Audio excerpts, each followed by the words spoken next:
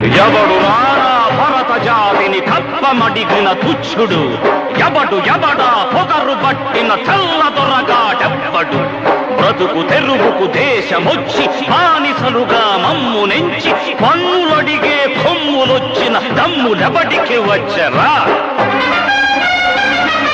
బడుగు జీవులు భగ్గుమంటే ఉడుకు నెత్తురు ఉప్పెనైతే